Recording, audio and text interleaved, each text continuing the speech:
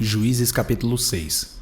Os filhos de Israel fizeram o que era mal aos olhos do Senhor, e por isso o Senhor os entregou nas mãos dos midianitas durante 7 anos.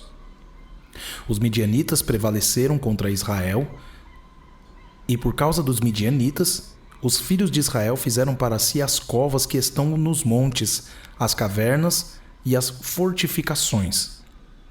Porque cada vez que os israelitas semeavam, os midianitas, os amalequitas e os povos do Oriente os atacavam.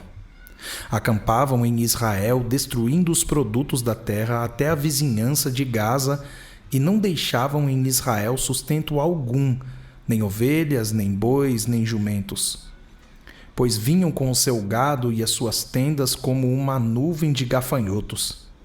Eram tantos que não se podiam contar, nem a eles nem aos seus camelos, e entravam na terra para destruir. Assim, Israel ficou muito debilitado com a presença dos midianitas. Então, os filhos de Israel clamaram ao Senhor. Quando os filhos de Israel clamaram ao Senhor por causa dos midianitas, o Senhor lhes enviou um profeta que lhes disse: Assim diz o Senhor, Deus de Israel: Eu tirei vocês do Egito, da casa da servidão. Eu os livrei das mãos dos egípcios e das mãos de todos os opressores. Eu os expulsei e dei a vocês a terra deles. E disse: Eu sou o Senhor, o Deus de vocês.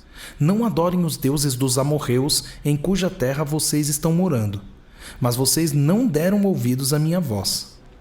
Então o anjo do Senhor veio e sentou-se debaixo do carvalho que está em Ofrá, que pertencia a Joás, da família de Abiezer. Gideão, filho de Joás, estava malhando o trigo no lagar para o pôr a salvo dos midianitas. Então o anjo do Senhor lhe apareceu e lhe disse: O Senhor está com você, homem valente. Gideão respondeu: meu Senhor, se o Senhor Deus está conosco, por que nos aconteceu tudo isto? E onde estão todas as suas maravilhas que os nossos pais nos contaram? Eles disseram: O Senhor nos tirou do Egito. Porém, agora o Senhor nos abandonou e nos entregou nas mãos dos midianitas. Então o Senhor se virou para Gideão e disse: Vá nessa força que você tem e livre Israel das mãos dos midianitas. Não é verdade que eu estou enviando você? Gideão respondeu: meu Senhor, como livrarei Israel? Eis que a minha família é a mais pobre em Manassés e eu sou o menor na casa de meu pai. Mas o Senhor disse: Já que eu estou ao seu lado, você derrotará os midianitas como se fossem um só homem. Gideão respondeu: Se de fato encontrei favor aos teus olhos, dá-me um sinal de que és tu, Senhor, que estás falando comigo. Peço que não te afastes daqui até que eu volte. Traga minha oferta e a coloque diante de ti. Ele respondeu: Eu esperarei até que você volte. Gideão entrou em casa, preparou um cabrito e fez pães sem fermento com 20 litros de farinha. Pôs a carne num cesto e o caldo numa panela. Depois trouxe tudo até debaixo do carvalho e o entregou ao anjo. Porém o anjo de Deus lhe disse: Pegue a carne e os pães sem fermento e coloque-os sobre esta rocha. Depois derrame o caldo em cima. Foi o que Gideão fez. Então o anjo do Senhor estendeu a ponta do cajado que trazia na mão e tocou a carne e os pães sem fermento. Saiu fogo da rocha e queimou a carne e os pães. E o anjo do Senhor desapareceu da presença dele. Quando Gideão viu que era o anjo do Senhor, disse: Ai de mim, Senhor Deus, pois vi o anjo do Senhor face a face. Mas o Senhor lhe disse: Que a paz esteja com você. Não tenha medo, você não morrerá. Então Gideão edificou ali um altar ao Senhor e lhe deu o nome de O Senhor é Paz. Até o dia de hoje esse altar está em Ofrá, que pertence à família de Abiezer. Naquela mesma noite, o Senhor disse a Gideão: Leve o touro que pertence a seu pai, a saber, o segundo touro de 7 anos, e derrube o altar de Baal que é do seu pai, e corte o poste da deusa Azerá que está junto ao altar. No alto desse lugar fortificado, faça para o Senhor, seu Deus, um altar em camadas de pedra. Depois pegue o segundo touro e ofereça-o em holocausto com a lenha do poste da deusa Azerá que você irá cortar. Então Gideão levou 10 homens dos seus servos e fez como o Senhor lhe havia falado. Mas, porque teve medo da casa de seu pai e dos homens daquela cidade, não o fez de dia, mas de noite. De madrugada, quando os homens daquela cidade se levantaram, eis que o altar de Baal estava derrubado e o poste da deusa Azerá que estava junto dele cortado. E o referido segundo touro tinha sido oferecido no altar que havia sido edificado.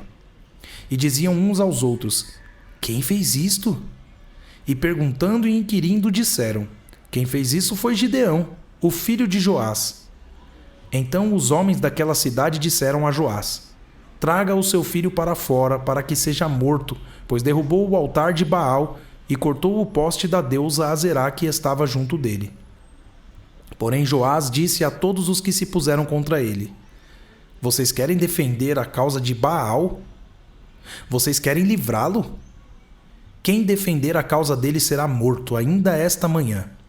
Se ele é Deus, que defenda a si mesmo. Afinal derrubaram o seu altar. Naquele dia, Gideão passou a ser chamado de Jerubaal, porque foi dito que Baal defenda a sua causa contra ele, pois foi ele quem derrubou o seu altar. Todos os midianitas, amalequitas e povos do Oriente se ajuntaram, passaram o Jordão e acamparam no vale de Jezreel. Então o Espírito do Senhor revestiu Gideão, que fez soar o alarme, convocando os homens da família de Abiézer a segui-lo. Enviou mensageiros por toda a tribo de Manassés, que também foi convocada a segui-lo. Enviou ainda mensageiros a Aser, a Zebulon e a Naftali, que foram se encontrar com ele. Então Gideão se dirigiu a Deus, dizendo: se realmente queres livrar Israel por minha mão, como disseste, eis que eu porei uma porção de lã na eira. Se o orvalho estiver somente nela, e a terra ao redor estiver seca, então saberei que irás livrar Israel por meio de mim, como disseste. E assim aconteceu. No outro dia, Gideão se levantou de madrugada e, apertando a lã, o orvalho que havia nela espremeu uma taça cheia de água. Gideão se dirigiu a Deus mais uma vez, dizendo: não se acenda contra mim a tua ira, se eu falar somente mais esta vez. Peço-te que me deixes fazer mais uma prova com a lã. Que desta vez só a lã esteja seca, e que haja orvalho na terra ao redor dela.